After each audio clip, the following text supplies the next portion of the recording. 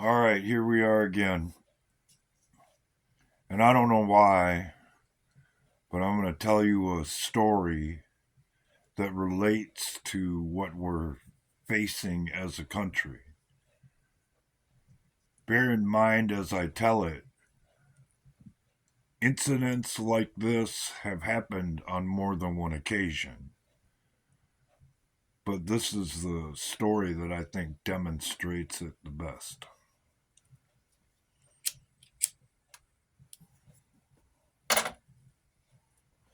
A while back, I had a friend, and we used to go to the races on Saturday night together. And oftentimes we would go in his car. He'd swing by and pick me up, and we'd go to the track and have a few beers, watch the races, and that was the Saturday night activity. Well, over time, he started asking me about the symptoms that he was feeling within his car. Well, when I turn, it makes a funny noise, or when I'm driving down the road and there's a little water on the road, the car will tend to do this or that. And I was trying to explain to him that, well, some of the symptoms you describe kind of tie in with a bad tie rod end, and the one where it's clunking when you turn sharp, that's probably a bad ball joint.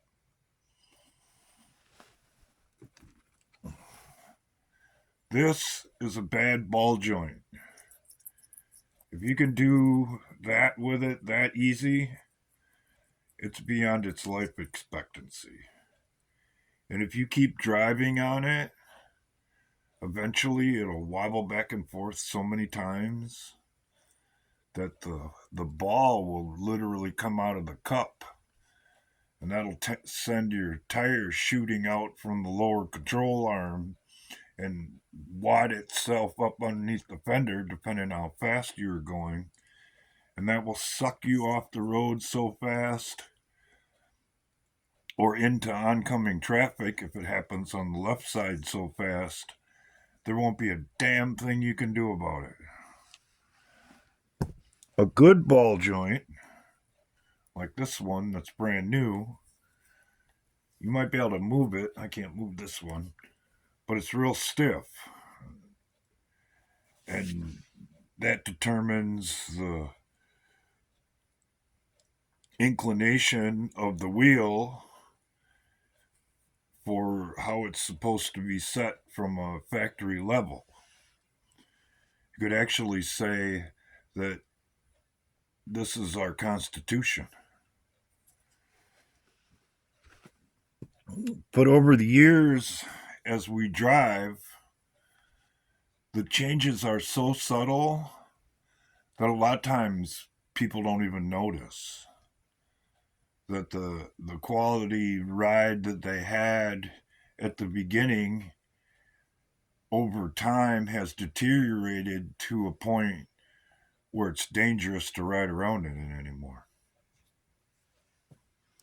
And one night, he'd had a little bit too much to drink, so I drove home in his car. And it's hard to really get a good bead on what's going on with somebody's car from the passenger seat, but when you're behind the wheel, especially if you've been doing this for a while, it's not too difficult to determine the safety, or in this case, life expectancy of said vehicle before a major breakdown happens, which they call in my business a catastrophic failure. And I had told him that night after I got him home, I said, dude, I said, I'm driving your car back to my house. I said, you pick up parts in the morning and we're fixing this car. Well, I don't have the money. I gotta have the car, blah, blah, blah. And I was on the verge of paying for his repair because I was doing pretty well at that time. I was like, man, I said, if that's what you want to do, if you want to ride around on that after I've already told you how dangerous it is, I guess that's your choice. You're free to do just that. So that week goes by, and it comes to, I think, Thursday night it was, when usually he'd call and say, "Hey, you're good to go for Saturday or whatever," and I didn't hear from him. I thought, well, that's unusual. And this was back in the days before cell phones. So I called him, no answer. Called back again, come Friday, no answer. Decide, well, I'm going to ride up there and see what's going on. Go to his house, he ain't there, the car ain't there. Well, this is really unusual. Friday night, he's usually sitting at home pounding a few beers, and that's his routine. Well, it turns out that Wednesday, on his way home from work, the ball joint let go. And when the ball joint let go, it did just like I say. The tire came loose, it wadded up underneath the car, and it slung him right into oncoming traffic. And he ended up in the emergency room, and the person in the other car died. I finally figured out what hospital he was in for getting hold of his ex girlfriend, and I went to see him. When I walked in the room, he looked at me, he started bawling. It's like, man, you tried to warn me, but I didn't listen. Why didn't you insist?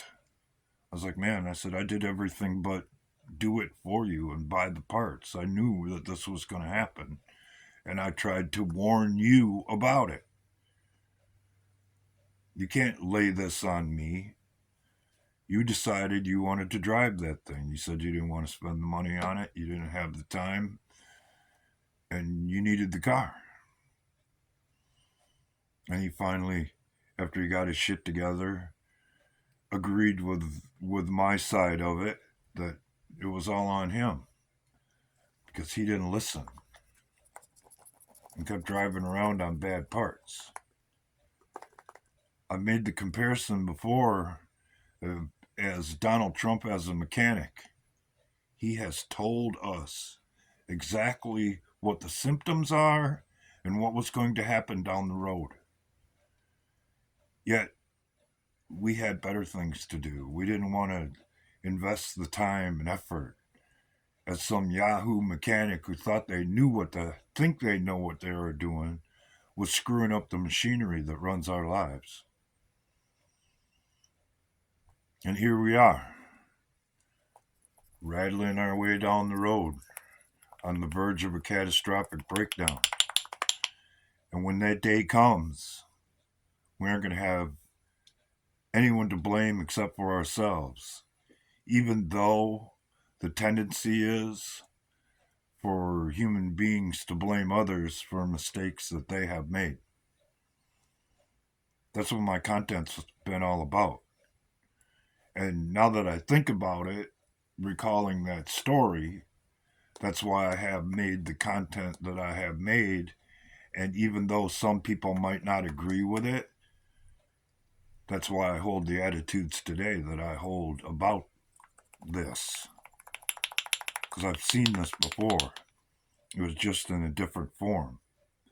As a matter of fact, I could tell a couple of different stories about bad tie rod ends and bad wheel bearings, actually, that people let go so far that the grease boiled out of the axle and burst into flames and burned their car up because they didn't want to spend the money. They didn't want to do the maintenance.